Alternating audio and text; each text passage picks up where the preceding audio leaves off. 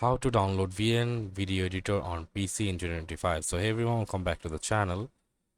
So to download the VN video editor on your PC, you cannot directly download the VN video editor because it's an Android or iOS like a smartphone app. So first of all, you need to download a Android emulator to your PC. So there are multiple Android emulators out there in the market.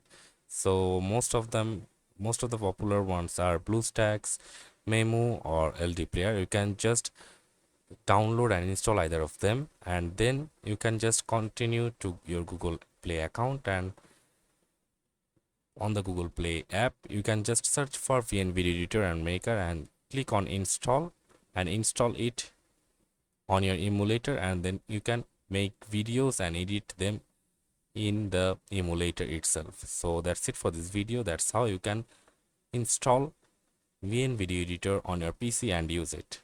See you on the next video, guys.